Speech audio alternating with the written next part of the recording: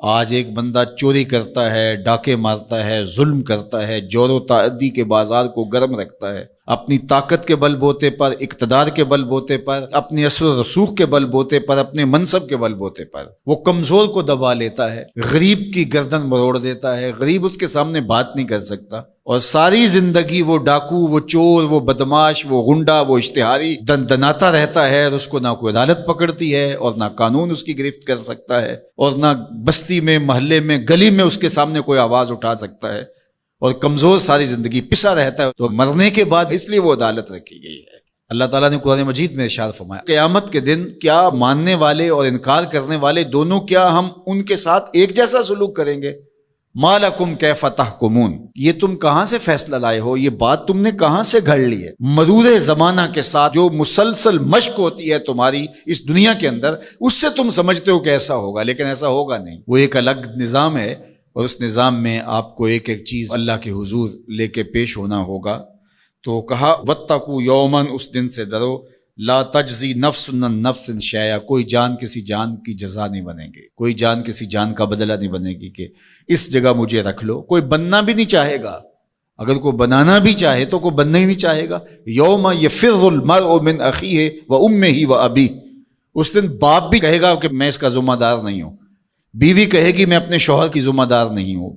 بیٹا کہے گا میں اپنی ماں کا ذمہ دار نہیں ہوں، ماں کہے گی میں اپنی بیٹی کی ذمہ دار نہیں ہوں، اور وہ ایک دوسرے سے جان چھڑا رہے ہوں گے۔ جب ماں بھی جان چھڑا رہی ہوگی، بتائیے وہ دن پھر کس طرح نفسی نفسی کا ہوگا۔ آج کی تاریخ میں سارے لوگ میدان چھوڑ کے بھاگ جائیں، لیکن ماں جو ہے وہ جلتی ہوئی آگ میں بھی کود جاتی ہے اپنی اولاد کے لیے،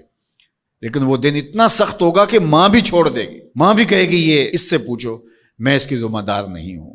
اللہ اکبر۔ تو کہا وہ دن آنے والا ہے، آج تم نے دنیا کے اس رویے سے اور اس طرز زندگی سے، اور جو تم زندگی گزارتے ہو اس سے تم نے یہ نتیجہ نکال لیا ہے کہ آخرت میں بھی ایسے ہی چلے گا، تو ایسے نہیں ہے۔ اور اگر آپ ناراض نہ ہوں، بعض اوقات خوش آمدی مریدین پیروں کو اس قدر کہتے ہیں کہ آپ تو بخشے ہوئے ہیں، آپ تو کامل ہیں، اور آپ تو پہنچے ہوئے ہیں، اور وہ سن سن کے بچپن سے جب آنکھ کھولتا ہے وہ شہزادہ آغوش مادر سے، جب نکل کے وہ خانقاہ کے ماحول میں آتا ہے تو وہ یہی سنتا ہے کہ یہ کوئی الگ مخلوق ہے، تو آہستہ آہستہ اس کی طبع کے اندر بھی یہ راسخ ہو جاتا ہے کہ مجھے تو کوئی پرسش نہیں ہوگی، میں تو شریعت سے، قانون سے، اخلاقیات سے مبرہ ہوں۔ ہم نے دیکھا ہے کہ پیروں کے بیٹے بالکل نوخیز بچے بوڑھے سفید داڑھیوں والوں کی تذلیل کر رہے ہوتے ہیں اور ان کو غلاموں کی طرح سمجھ رہے ہوتے ہیں،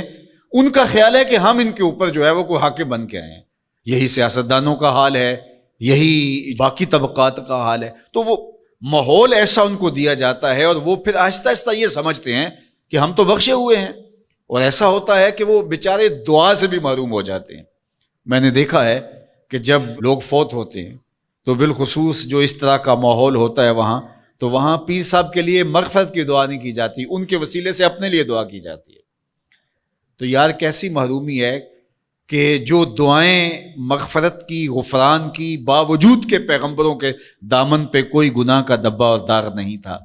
لیکن اللہ سے وہ استغفار بھی طلب کرتے رہے اور اپنے لیے غفران و رحمت کی دعائیں بھی مانگتے رہے۔ اصحاب پیغمبر، اولاد رسول سب یہ کچھ کرتے رہے، لیکن آج جو ہے وہ مجھے اچھی طرح یاد ہے کہ ایک دفعہ ہم کہیں فاتحہ پڑھنے گئے، بہت پرانی بات بھی نہیں ہے، کوئی 10 سال پرانی بات ہوگی، تو وہ جو صاحب فوت ہوئے تھے تو میں نے غفران و مغفرت کا کوئی لفظ کیا تو میری طرف بڑی تیکھی نظروں سے لوگ لکھنے لگے کہ یعنی کیا آپ ان کے لیے مغفرت کی دعا کریں گے؟ یعنی یہ تو بخشے ہوئے ہیں، میں اور آپ کسی کے لیے گمان کر سکتے ہیں، دعا دے سکتے ہیں، لیکن قطعاً کہنا ہمارے لیے یہ مشکل ہے۔ تو پھر کیا کریں گے؟ ہم دعا مانگیں گے۔ نیک سے نیک پارسا شخص بھی ہو، ہمیں یہ بتایا گیا کہ اس کی خوبیوں کو بیان کرو، اس کی اچھائیوں کو بیان کرو، اس کے اچھے اعمال کا ذکر کرو، اور اس کے بارے حسن ظن رکھو، لیکن اس کی مغفرت کے لیے دعا کرو۔